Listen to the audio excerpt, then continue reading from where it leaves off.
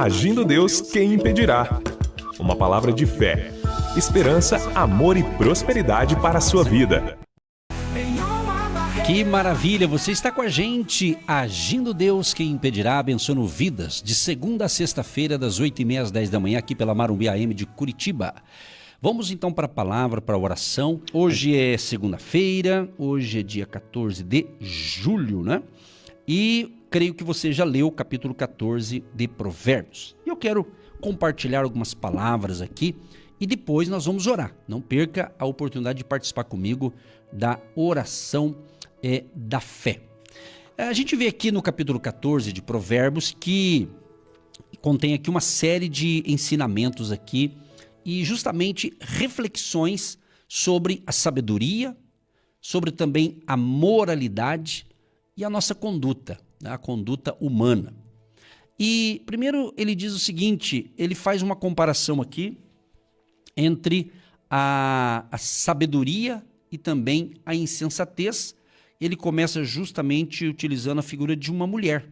A mulher sábia edifica sua casa, enquanto a tola a destrói.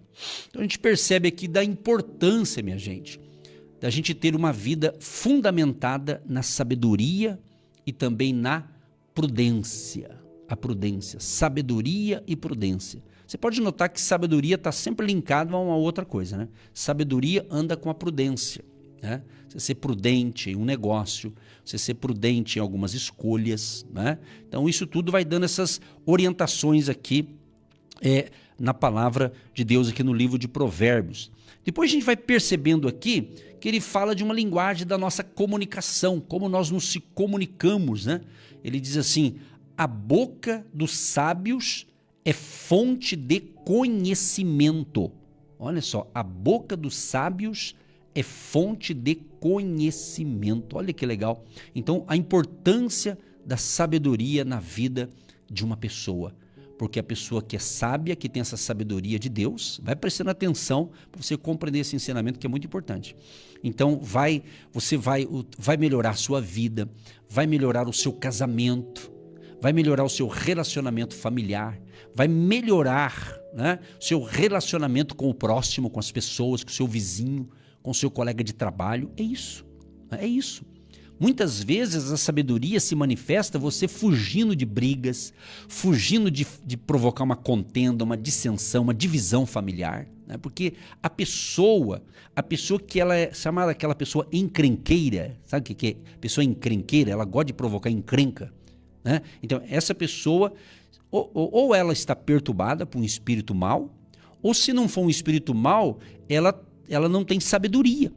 Então ela é encrenqueira, ela divide famílias, ela divide pessoas, ela separa boas amizades, né? Então isso é falta de sabedoria. Então a pessoa sábia, que tem a sabedoria de Deus, que tem essa sabedoria, o que acontece? Ela vai buscar apaziguar os ânimos, ela vai buscar trazer a conciliação ou a reconciliação, né? Porque às vezes a pessoa que é sábia, ela não tem que de repente encarar as coisas com os olhos fechados. Pelo contrário, ela pede a Deus sabedoria para resolver algo. Eu vou contar um negócio aqui que pode não ter nada a ver, mas se você prestar atenção tem a ver. Ontem, após o nosso culto no hotel, eu com a minha esposa, nós levamos um casal. Eles estavam, faz parte da equipe, eles estavam ali com a gente sentiu de levá-los assim para casa, casa deles, né? E eles moram em São José dos Pinhais, né? E naquele trajeto, nós fomos, como para ir lá na casa deles vai pela BR, então na BR você pode correr, tem um trecho lá que é 80 km e depois, mais para frente, vai para 110 km. Ok. E eu estava indo, né, tranquilo, não estava com pressa necessariamente, mas de repente eu dei uma acelerada assim e percebi que tinha um carro atrás com pressa assim e acelerando. E era um carro assim, tipo assim, legal, não vem o caso aqui da marca, né? Mas aí eu peguei, fui para a direita e deixei ele passar. Se eu quisesse, eu acelerava mesmo e eu deixava ele bem para trás.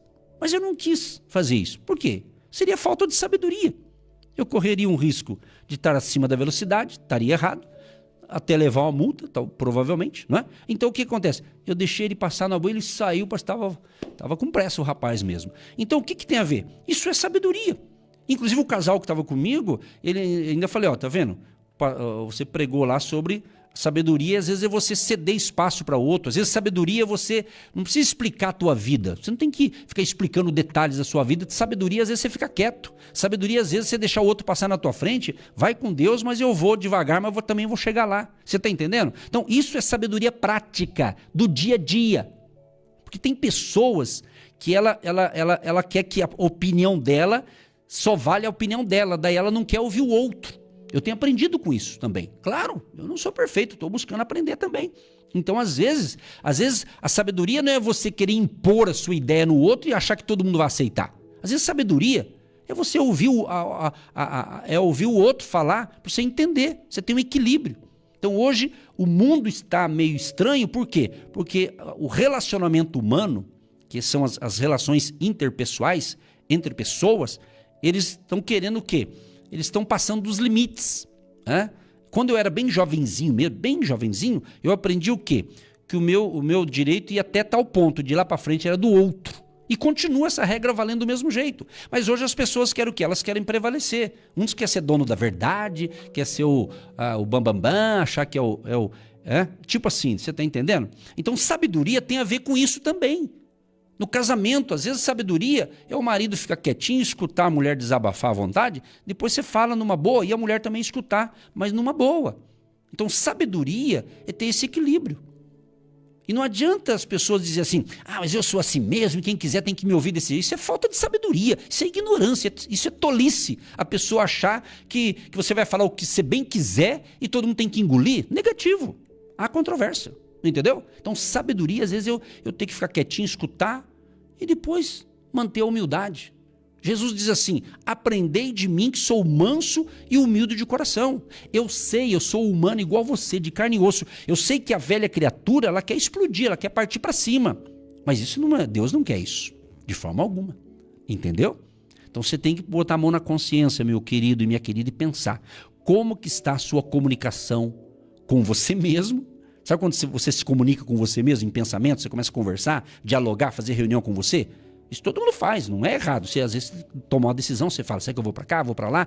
Mas e a comunicação externa com outros? Seja com as pessoas da sua família, com o seu marido, com a sua esposa, com seus filhos, com seu pai, com sua mãe, com seu tio, com a sua tia, com seu vovô. Enfim, comunicação, a conversa, o diálogo. Porque tem gente que tem um diálogo muito agressivo, né? Agressivo demais. Às vezes até para elogiar, às vezes ele elogia de um jeito assim que não combina, né? Porque ela não falou ali certo. Ele falou, você imagina a esposa perguntar para o marido, e daí, meu amor, você me ama? E o marido responder assim, você sabe que eu te amo, mulher? Você sabe que eu te amo? Eu trago tudo para você, eu dou tudo para você. Para com isso, isso é obrigação, meu irmão. Isso é obrigação você manter a casa, cara. Gostou? Então o cara acha que tá fazendo muita coisa. Tem coisa que é obrigação. Você casou, tem que sustentar a patroa, meu irmão. É isso aí, eu sei que o mundo de hoje as mulheres trabalham, às vezes ganham até mais que o marido. Que beleza, ótimo. Viu, marido? Dá um conselho pra você, maridão. Você que ganha X valor e a tua esposa trabalha em outro emprego e ganha o dobro que você, dê glória a Deus, irmão. Dê glória a Deus. Larga a mão de ser pontinhos. Entendeu? Que beleza, rapaz. Que é uma maravilha. A gente dá muito conselho pra casal. Às vezes tem gente que fala, pastor, minha mulher ganha mais que eu. Eu falo, mano, dê glória a Deus. Pior que... que bom que ela ganha mais, pelo menos ela tem dinheiro dela também. É isso aí, pessoal. Então, sabedoria, às vezes, é você parar de ser chato, parar de ser mesquinho, parar de ser muito detalhista, né? Parece que nada pode sair do lugar que você já fica irritado. Então, isso às vezes é falta de sabedoria também. Pensa nisso. É isso, meu amado. Às vezes a pessoa pensa que ser muito espiritual, dá glória a Deus, dá aleluia. Às vezes ela na igreja dá um monte de glória a Deus, chega em casa e é outra pessoa. Isso é farisaísmo, fariseu, hipócrita. Isso tem que falar porque está na Bíblia, pessoal. E se você ler direitinho Provérbios, ele sempre vai comparar a sabedoria, o que tem sabedoria e o que não tem sabedoria. O falta de sabedoria. Você está entendendo? Conta uma historinha, eu vou contar uma historinha aqui, cada um analisa o que é essa historinha. Pode ser uma ilustração, pode ser algo até que aconteceu, enfim. Mas conta-se que estava tendo um funeral, né? E ali estava o cidadão ali no caixão. Ali. Era um marido de uma pessoa e tinha 2 filhos. E todo mundo que chegava, Chegava lá e elogiava, dava os pêsames para a família e começava na frente da esposa, começava a elogiar. Nossa, que homem bom, ele é nosso colega de trabalho, um homem honesto, homem gentil. Todo mundo elogiava ele. Diz a história que a mulher perguntou para os filhos, veja se é teu pai que está aqui mesmo. Porque lá fora o homem era quase perfeito, pai. Mas em casa não era daquilo, né? Isso não é só para casado, tem solteiro também. Então é isso, minha gente. Então quem conhece a gente é quem convive com a gente. Você está entendendo? Porque às vezes a gente é educadíssimo com os de fora e com os de casa a gente trata com supetão, com ignorância, com palavras pesadas. Então vamos pensar, nós estamos agindo certo? Muitas vezes é falta de sabedoria. Entendeu? Falta de sabedoria, de ter consciência. Pera lá. Eu tenho que cuidar bem de quem está perto de mim. A esposa, o marido, o filho, a filha, quem está próximo de você. Eu sei que não é fácil, mas quem disse que é fácil? Mas se você... O próprio Deus diz, está na Bíblia isso aqui, né? Diz assim, se você diz que ama quem te ama, não é grande coisa. Você tem que amar quem não ama você. Você tem que amar quem não gosta de você. Você está entendendo? É aqui que está o X da questão. É aqui que está o negócio. Porque, eu te amo, aí é fácil, né? Quero ver, né? Amar quem criticou você, quem falou mal de você, e você teve que perdoar esse abençoado, essa abençoada, né? É isso, meu amado. É difícil? Parece que é, né? Mas é uma decisão. Eu decidi perdoar fulano, eu decidi perdoar aquele ignorante lá, que falou bobagem porque não sabia. Só que é lógico, tem a lei da semeadura. Quem planta, colhe. Essa é a verdade. Sobra para todo mundo. Entendeu? Planta contenda, vai colher contenda. Planta fofoca, um dia o teu nome vai cair na boca de fofoqueiro pior. É assim, é a lei da semeadura. Está na Bíblia, pessoal. Está na Bíblia, minha gente. Bom, prosseguindo aqui os provérbios, né? Ele fala também sobre a importância da felicidade. Ele compara a felicidade e a tristeza. Ele diz que a alegria do coração traz vida. A alegria do coração traz vida, enquanto o desgosto pode afetar o corpo. Por isso que pessoas que só têm desgosto na vida, elas envelhecem até mais rápido, porque é muito desgosto. Deus não quer isso para a pessoa, né? E vou dizer mais, tem coisa, irmão, preste bem atenção no que eu vou falar aqui. Tem muitas famílias que estão numa situação muito complicada e Jesus pode fazer milagre, mas sabe por que elas estão? Porque não foi corrigido lá atrás. Sabe quando acontece algo errado com o seu filho, com a sua filha, e eles ainda são jovens, e você que é pai e mãe não corrige? Aí não corrige, vai dando legalidade, ele vai crescendo ali, não corrige, aí vai ficando adulto. Então tem coisas complicadas em certas famílias, porque não foi corrigido quando deveria ter sido corrigido. Deus é bom, Deus é misericordioso, Deus perdoa, Deus restaura quando a pessoa se arrepende, claro, óbvio, né? Mas nós não estamos falando disso, nós estamos falando de comportamento, sabe? Eu observo muito, eu como pastor, já fiz muitos casamentos. Mas também tive, em alguns momentos, de fazer alguns funerais. Não muitos, mas fiz vários. Não muitos, que eu digo assim, ainda bem, né? Quem está perto de mim dura bastante. Mas acontece, uma hora todo mundo vai, né? Mas enfim. E eu observo quando eu vou fazer um funeral. Já fiz funerais de famílias que eu conhecia, que eu fui pastor.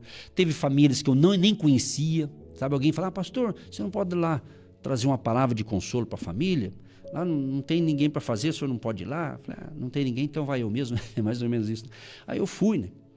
E quando eu chego lá, eu observo o clima. Eu observo quem está chorando, vou ver como é que está ali, se alguém está descabelando. Ai, meu Deus, me deixou. Bababá. No outro dia está tudo de boa. Por quê? É teatro. Tem muita gente que faz um teatro. Na Bíblia também fala, na época lá quando Jesus fazia os milagres, chegava lá, tinha um monte de gente chorando. Eles eram contratados para chorar. Procura aí que você vai descobrir essa história. Eles eram meio contratados, uns que choravam por profissão, entendeu? Nos dias atuais, acho que não tem isso aqui no Brasil, acredito eu, mas tem os falsos, que choram ali, ai, meu Deus, vai fazer falta, oh céus, oh vida, meu Deus. É tudo... Não estou dizendo que quem faz isso, todos são falsos, mas tem uns que são. Sabe por quê? Porque quando estava vivo, desprezava. Quando estava vivo, não falava nada para agradar. Sabe, ser casado não dava nenhuma florzinha para uma esposa, nem no aniversário, nem nada. Aí depois, ai, você vai fazer falta. Ai, irmão, eu quando eu vou no funeral, eu já descubro o cenário, eu já olho assim, já vejo. Não que não estou reparando, mas é uma observação, sabe? Uma observação. E às vezes você vai no funeral, tá? Só para você entender. Estou dizendo, não chore nesse dia. Celebre as pessoas. Quem está do teu lado, está vivo, vê se enxerga melhor quem está do teu lado e valoriza quem está do teu lado. Talvez não é aquela pessoa, mas não é da tua família, não é teu sangue. Você vai desprezar? Entendeu? É isso. Então, o Espírito Santo está me dando essa graça para falar dessa maneira, que você não vai ouvir em lugar nenhum alguém falar do jeito que eu estou falando. Porque cada um tem o seu jeito. Eu tenho o meu jeito de falar, de repente tem um outro pastor que vai pregar sobre isso e vai falar até melhor que eu. Glória a Deus. Isso que é a diversidade, isso que é bonito. Isso que é bonito. Entendeu? Mas essa é a verdade. Tem muita gente, se lê Provérbios, olha, a Bíblia, ela é a palavra de Deus de Gênesis e Apocalipse. Mas se na Bíblia existisse só o livro de Provérbios, não, e todo mundo lesse, a vida seria melhor para todo mundo. Porque aqui tem ensinamentos práticos do dia a dia, sem enrolação, direto ao ponto. Entendeu? Às vezes a situação é gravíssima, precisa de uma cirurgia espiritual. Precisa de mudança de vida. Então eu vou dar um alerta para quem é cristão. Primeiro para os cristãos. Aquele que professa a fé em Cristo, que diz que serve a Deus, que é um servo de Deus. Veja como é o teu comportamento em casa, na sua casa, com aqueles que moram com você. Veja como é o teu comportamento com seus colegas de trabalho ou com seus amigos de trabalho, que seja. Com seus irmãos de fé. Veja. Veja a tua vida, não a vida dos outros. Analise, irmão. Irmãos, Provérbios é isso. Quando Deus me inspirou para falar sobre isso, não é só para ficar lendo Provérbios e ficar elogiando a Bíblia. Ai, que lindo esse texto. Ó, como é maravilhoso. Só isso não basta. Eu tenho que colocar em prática. Senão não adianta. É isso. Você pensa que, vou ler Provérbio, vou ficar sábio. O que é sábio? Às vezes você tem que pedir perdão para alguém. Às vezes você chegar para a esposa e dizer, minha esposa, me perdoe que eu fui infeliz ontem nas minhas palavras. Ou a esposa chegar e falar, meu amor, você sabe que eu te amo, mas você me perdoa, aquele dia acho que eu não estava bem, estava meio estranho algumas coisas, então me perdoa, eu errei. Então o que está acontecendo com os seres humanos na Terra, tanto o homem quanto a mulher? Eles não querem admitir os seus erros. É a síndrome de Adão e Eva. Quando Adão e Eva pecou, Deus foi procurar eles, como se parece que estava escondido, porque o pecou, daí eles ficaram com vergonha. Né? Ô Adão, o que aconteceu, Adão? Foi a mulher que o Senhor me deu. Ô Eva, o que aconteceu? É a serpente. Então hoje é a mesma coisa. Isso é síndrome de Adão e Eva, quando eles pecaram. Entendeu? Eu não estou criticando Adão e Eva. Se fosse eu que estivesse lá no paraíso, talvez eu tinha errado também. Você também. Entendeu? Então entenda isso. Você tem que compreender Provérbios. A prática, a vivência. Agora, tem sentido eu brigar com todo mundo e não querer conversar com ninguém? Não é normal, essa pessoa não está bem, ou está doente com um problema mental, ou está perturbada, ou não tem sabedoria mesmo. É alguma coisa ou outra. Então é isso que você tem que colocar em consciência.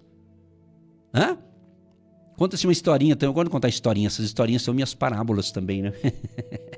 Um casal, e tinha 2 filhos também, sempre tem 2 filhos, né? Ele dirigindo o seu carro, né? E no caminho desentendeu, o marido e a mulher começaram a se desentender, ia pro culto, né? Aí começaram a discutir, não sei o quê, papapá, e discutir, e os filhos atrás escutando. Filho adolescente ainda, né? E vai daqui e tal. Aí quando chegou no pátio lá que estacionou o carro, né? Aí vem aqueles irmãos, aqueles recepcionistas simpáticos, né? Que tem em alguns lugares. Aí eles vêm, seja bem-vindo. Aí eles desceram do carro, paz, irmão, paz, irmã. Os filhos olharam e falaram, ué? Um olhou pro outro, falou, ué, o pai e a mãe transformou aqui no pátio da igreja? E no caminho quase se pegaram. Você tá rindo, né? Tá certo. É isso aí, pessoal.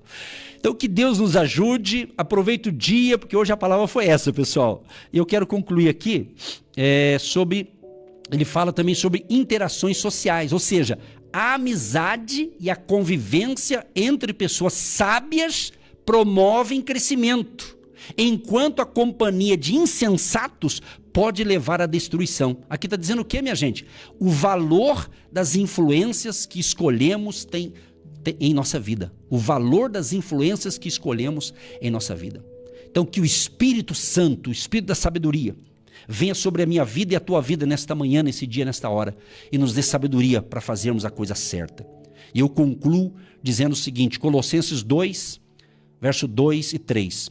Para que os seus corações sejam consolados e estejam unidos em caridade e enriquecidos da plenitude da inteligência, para conhecimento do mistério de Deus, Cristo, em quem estão escondidos todos os tesouros da sabedoria e da ciência. Então está em Cristo. Se você anda com Cristo, você vai ter os tesouros da sabedoria e da ciência na tua vida. Então seja uma pessoa sábia, seja cheio do Espírito Santo, caminhe com Jesus e Jesus vai te ajudar a melhorar de vida no sentido do seu comportamento com você e com o próximo.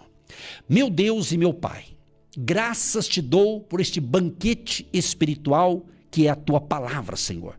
Ajuda tanto a mim quanto aqueles que estão ouvindo e que eles possam ter entendido esta palavra para que possamos melhorar o nosso relacionamento com o próximo. O próximo seja a pessoa que mora conosco na nossa casa, o próximo um vizinho, um parente, um amigo, um colega de trabalho, um irmão da fé. Espírito Santo, nos ajude nessa jornada para que não sejamos apenas ouvintes da palavra, mas praticantes da palavra, Senhor. Se alguém estiver enfermo, seja curado agora. Eu repreendo esse espírito de enfermidade, esse espírito de confusão, esse espírito do mal, bata em retirada agora em nome de Jesus.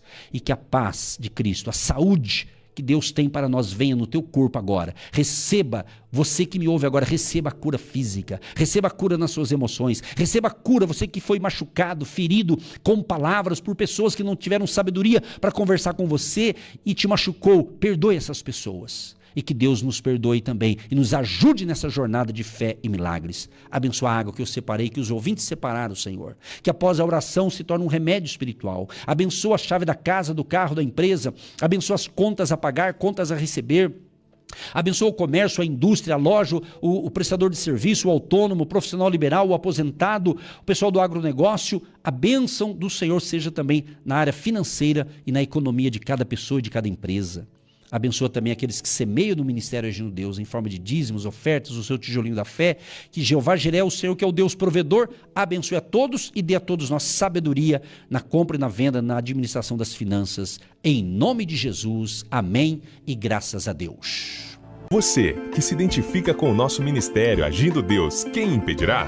E tem interesse em investir uma oferta missionária em nossa programação? Torne-se um agente de Deus e faça parte dessas pessoas de fé que semeiam com fé e vão colher o que semeiam. Anote: Banco do Brasil, agência 12432-2, conta corrente 68630-1. Que Deus prospere a sua vida.